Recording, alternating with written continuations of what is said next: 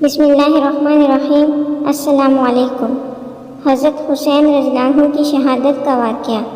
حضرت حسین رضی اللہ عنہ کی ولادت 5 شعبان 4 ہجری کو مدینہ منورہ میں ہوئی۔ حضور صلی اللہ علیہ وسلم نے آپ کا نام حسین رکھا اور آپ کی کنیت ابو عبداللہ ہے اور لقب سبط رسول اللہ ہے، اور آپ کو بھی اپنے بھائی حضرت حسن رضی اللہ عنہ کی طرح جنتی جوانوں کا سردار اور اپنا فرزند فرمایا۔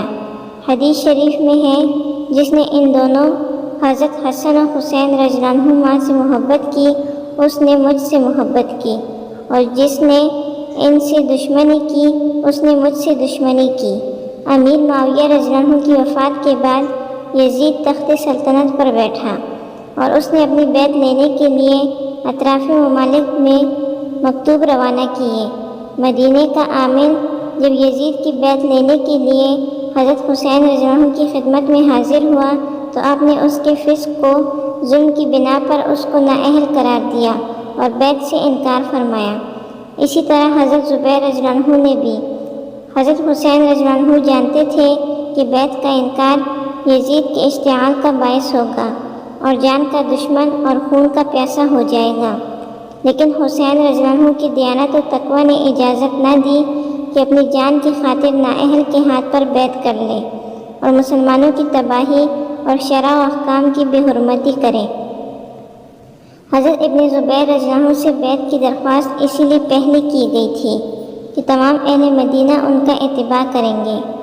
امیر معاویہ رضی اللہ عنہ کی وفات اور یزید کی تخت نشینی کے بعد اہل عراق کی جماعتوں نے متفق ہو کر حضرت حسین رضی اللہ عنہ کی خدمت میں درخواستیں بھیجی اور ان میں اپنی عقیدت و اخلاص کا اظہار کیا اور حضرت حسین رضی اللہ عنہ پر اپنے جان و مال فدا کرنے کی تمنا ظاہر کی۔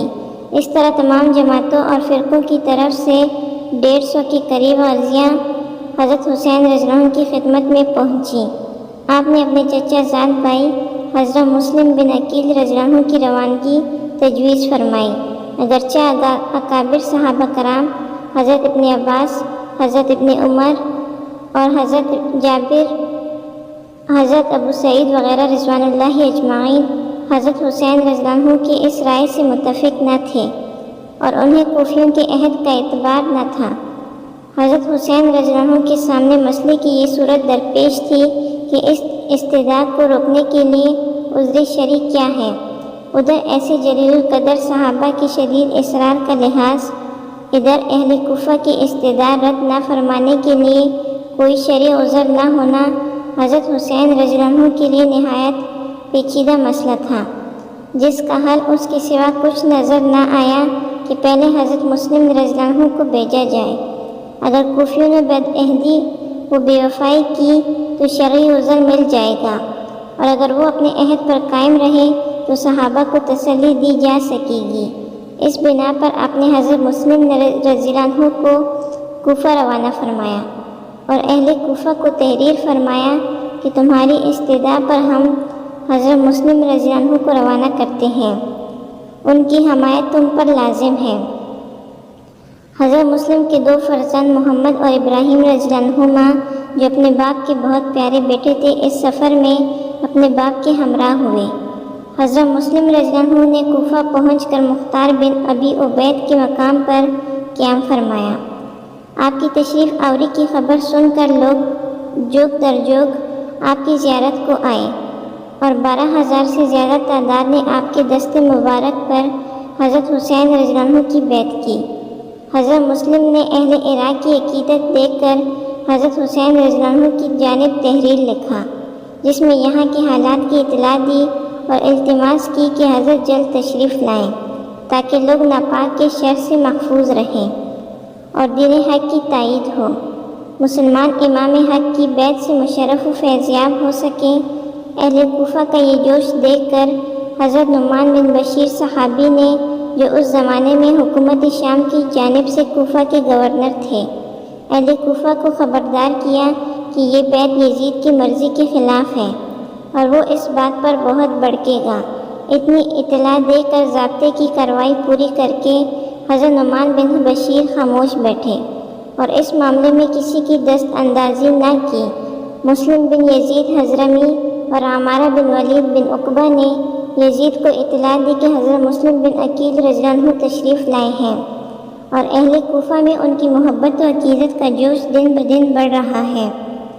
ہزارہ آدمی ان کے ہاتھ پر حضرت حسین رضی اللہ عنہ کی بیعت کر چکے ہیں، اور نعمان بن بشیر نے اب تک کوئی کارروائی ان کے خلاف نہیں کی۔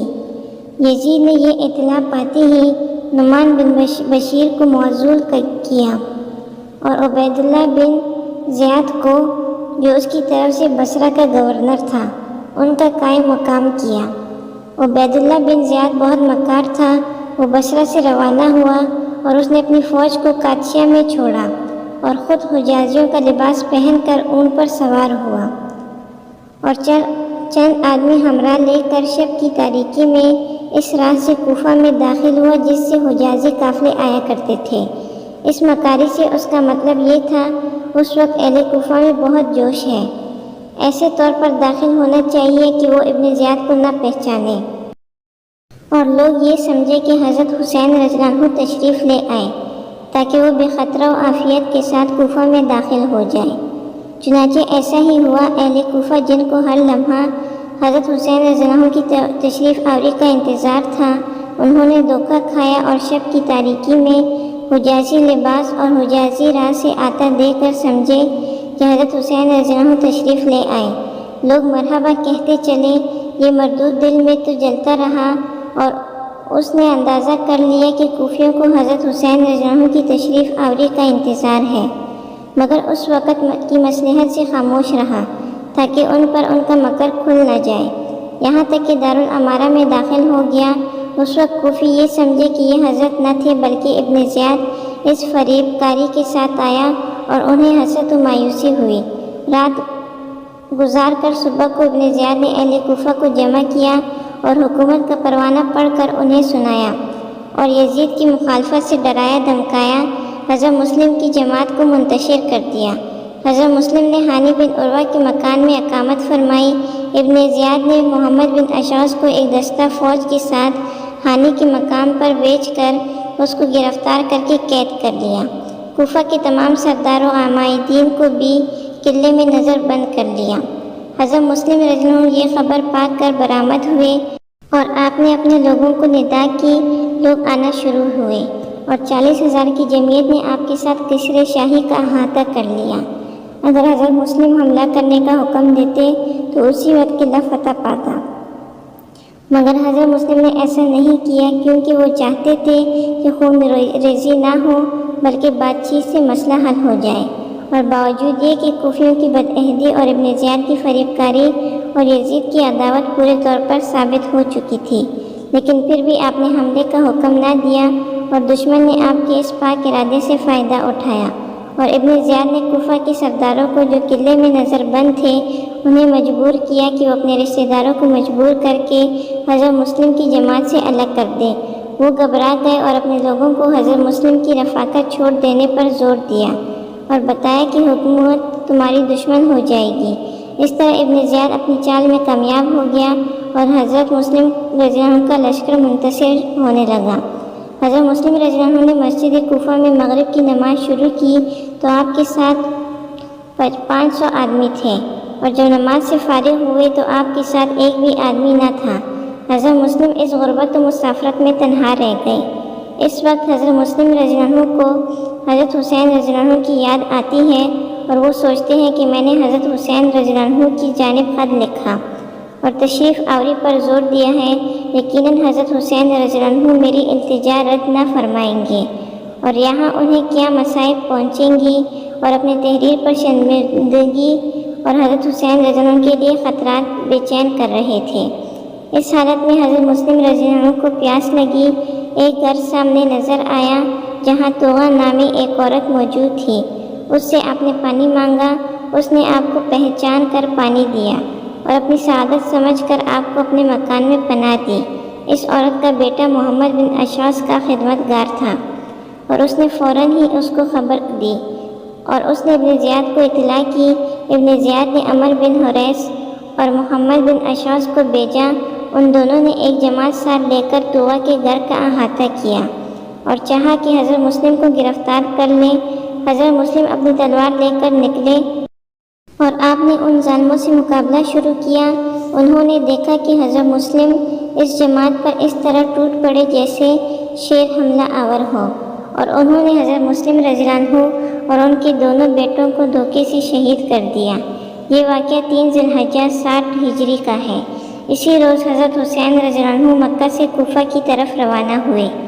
اس وقت آپ کے ہمراہ 3 فرزند تھے اور ایک صاحبزادی جن کا نام سکینہ رضی اللہ عنہا ہے، اور حضرت حسن رضی اللہ عنہ کے 4 فرزند ہمراہ تھے، اور ازواج میں حضرت شہربانو اور حضرت علی اصغر کی والدہ تھیں، اور حضرت علی رضی اللہ عنہ کے 5 فرزند تھے۔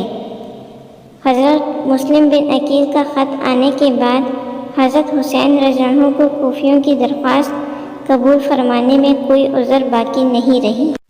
اس کا دوسرا پارٹ کل اسی ٹائم اپلوڈ ہوگا۔ دوسرا پارٹ دیکھنے کے لیے ہمارے چینل کو سبسکرائب کریں تاکہ جب ویڈیو اپلوڈ ہو تو سب سے پہلے آپ کو پہنچ جائے۔ ویڈیو کو لائک اور شیئر ضرور کریں۔ جزاک اللہ۔